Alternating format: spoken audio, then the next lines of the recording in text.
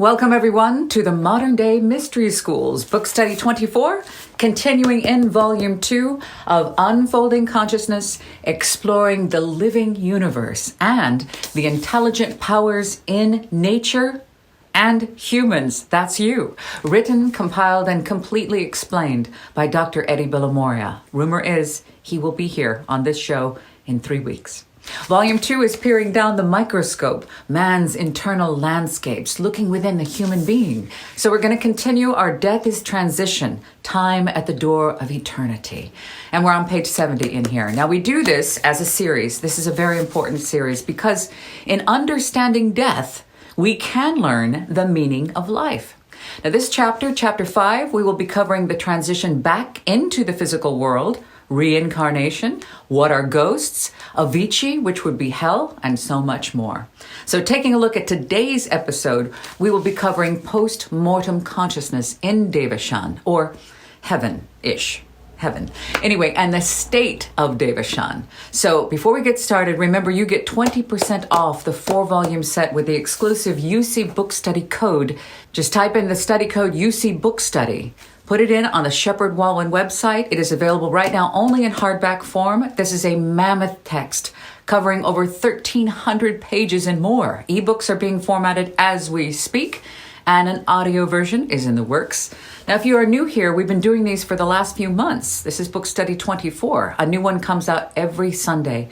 Definitely go back and revisit the other studies. I try to keep them under 20 minutes each. I'm simply a student. This is Eddie's work, and I'm presenting it for you here. Our yellow Post-it study notes, which are in the borders of every page in Unfolding Consciousness for this lesson are, and let's make a note of these, Devashan is recognized in cultures worldwide. The flowering of the inner life in Devashan. The fulfillment of spiritual aspirations. Devashanic levels. The question of genius or prodigy. So let's get started. Post-mortem consciousness in Devashan, the kingdom of the gods, is our subject today. Devashan is a compound Sanskrit Tibetan term deriving from deva, meaning a god, and shan, meaning land or region. Therefore translated as Godland, or God region, or the dwelling of the gods. It is known by various other names like Sukhavati, Sanskrit meaning land of bliss. In Mahayana Buddhism, Elysian, the Elysian Fields or Elysium, the fields of the Greeks. Sekhet-Aaru of the Egyptians, Valhalla of the Scandinavians, and corresponds with Paradiso, I hope I'm saying that right, sounds very Californian, in Dante's Divine Comedy. Devashan bears a relation to, but is not identical with, heaven of Orthodox Christianity, which regards the heavenly state as permanent and eternal.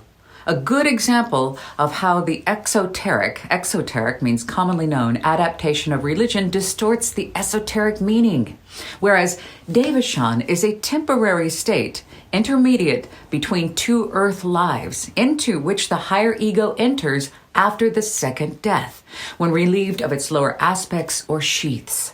Devashanic life and consciousness can, in one sense, be seen as a counterbalance to life on earth. In the latter, earth life, reality dons a mortal vesture for a time period.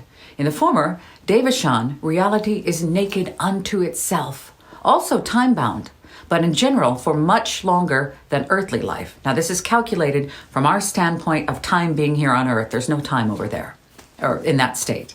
So the state of Devashan. The state of Devashan is best understood by referring to the old adage that death is sleep, meaning that the easiest way to understand the cycles of death and rebirth is by analogy with the cycles of our sleep in wakefulness in life. Just as the dream landscape during sleep is not a locality defined by coordinates and compass points, but it is a state of being, a state of consciousness, different from our waking state, right? So also, Devashan, like Kamaloka, is not a geographical place, but a state of consciousness, meaning in a different order of space and time from the everyday world, the state of the beings in that spiritual condition. It's not a location, it's a state. For this reason, time has a very different implication in these different dimensions, which we will get to soon in this very book study, Death is Transition, from Book 2, Volume 2. In daily life, we often find that a way to solve a troublesome problem is to say, I'm just going to sleep on it. The answer will come maybe in a dream, or maybe when we wake up the next morning, the next day. Similarly, Devashan is emphatically not. It is not a monotonous repetition of some former pleasing experience, but it is a workshop in which the individual's rough diamonds, their thoughts, their good thoughts, their words and deeds are taken for manufacturing after being extracted, requiring much suffering and toil from the mine of that personal life just lived. It is a consciousness state of complete absorption into the bliss of all former personal earthly affections, preferences, and thoughts. Devashan is recognized in cultures worldwide. All the unfulfilled spiritual and higher intellectual possibilities of the former life that are spontaneously presented to the Devashani, which means one who is in Devashan, are constantly reviewed and improved upon in blissful imagination. Therefore, the primary role of Devashan is the fulfilling of all unfulfilled spiritual learnings of the past incarnation, and the developing of the former, which during that incarnation did not have sufficient opportunity for fulfillment. It goes without saying that since this is a spiritual state, no frustrated earthly or material ambitions, nor any personal desires or fantasies can have anything to do with Devashan. These are all associated with the Kamarupa, the state of desire, the body of desires, the desire body, which, like the mortal coil earlier, has been disposed of to disintegrate over time. Like the Kamaloka, the place of desires, Devashan is layered into levels that correspond with the spiritual status of the higher ego, the higher self. Interestingly, etas, which is a term used to describe the 13th century Icelandic manuscripts that are the main sources of Norse mythology, and skaldic, meaning Old Norse poetry, that expound the religion, cosmogony, and history of the Scandinavians and Proto-Germanic tribes. So the etas of the Scandinavians describe Valhalla as a majestic, enormous hall ruled over by the god Odin and containing 500 doors, each door corresponding to a different Valhallic condition, for example, a state of consciousness. Put simplistically, just as a hot air balloon will rise in the air to a level of neutral buoyancy, so the Devashani will rise to that level corresponding to his spiritual status.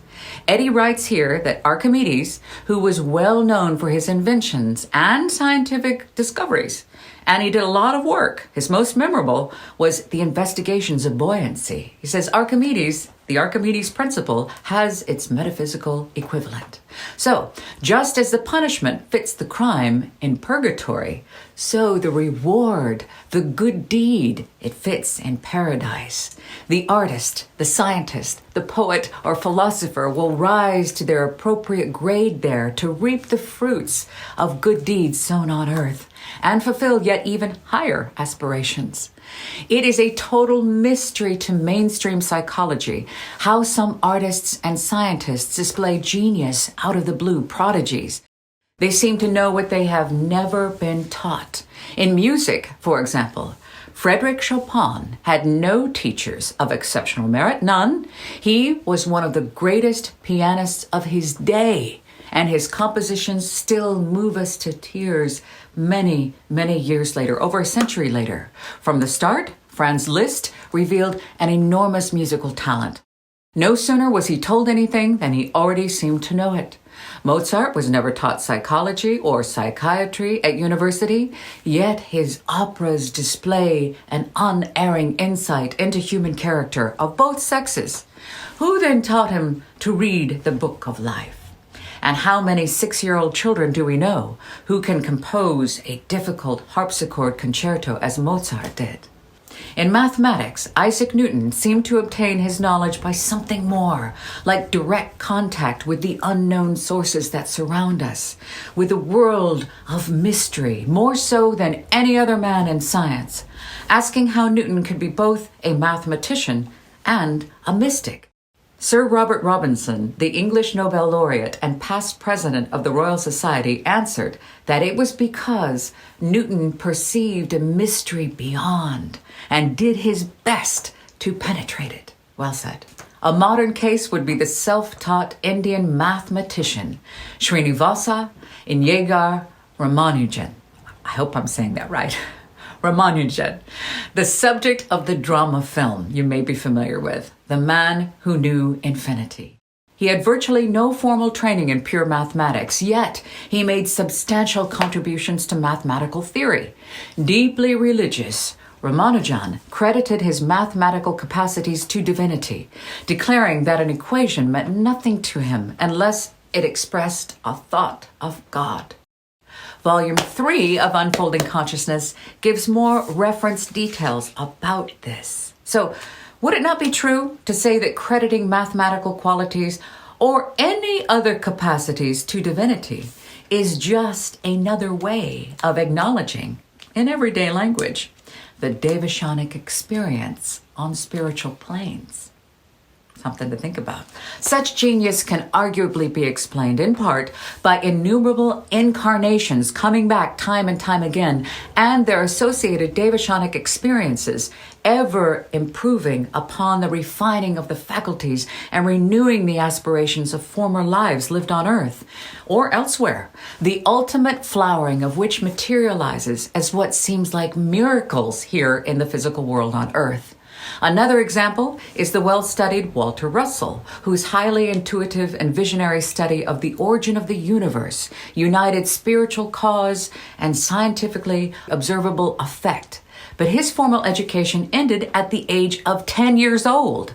However, to whatever level the Devashani may rise, there is an absolute, now listen to this, there is absolute oblivion, complete removal of all that gave pain and sorrow in the past incarnation, and even oblivion of the fact that there are such things as pain and sorrow at all. I love that. The Devashani lives his intermediate cycle between the two incarnations, surrounded by everything noble that he had aspired to do and be, but did not accomplish in his last earth life, and in companionship with everyone he loved while on earth. He has reached the fulfillment of all of his soul yearnings, and thus he may live for long centuries an existence of pure happiness, which is the reward for his sufferings, the reward for all that pain during the earth life, while he was gathering in the fruit of worthy actions. This is so, so beautiful. All of that pain is not for nothing. Does that make any sense? The double negative there. Thank you so much for being here with me. Next week, we move on to what part of you goes to Devachan? What part of you gets to go in there? And that this world is indeed an illusion. That's next time on Unfolding Consciousness, exploring the living universe and the intelligent powers in nature and humans, written down, explained, synthesized by Dr. Eddie Villamoria. Remember, you can get this whole 4-book set at a discount by typing in UC Book Study on the Shepherd Walwyn website. Ebooks are on the way, and I love your comments and questions. Thank you so much. There's more of you coming in. This has been a kind of a quiet channel, and it's been on hiatus for the last year before we started these book studies. So I am so grateful for you. You are the reason I am here every single Sunday. And if you can, please, if you like these, we've got maybe 100 views per channel. It doesn't really matter. I mean, that's not what's important, but I'd love for more people to know about this, because the application of these ancient teachings, this perennial philosophy, Theosophy, the application of these teachings has changed my life. And that's what I'm doing here. It is motivated by that fact that once I came across them and once I started to apply them, there's no organization. It's not Eddie. You don't have to pay any money. You find these teachings, you apply them, and life gets much better. And there is an ease to living, and it is like an instruction manual. Please, please, please, if you can, like, share, and subscribe. Help us get this out there into the world, and hopefully, not this Sunday, but 2 Sundays from now, we might have Eddie on with us in a live. So I'm looking forward to that. I still need his approval. I haven't gotten that yet. He'll be here though. So I love you, and I'll see you next Sunday. Mwah.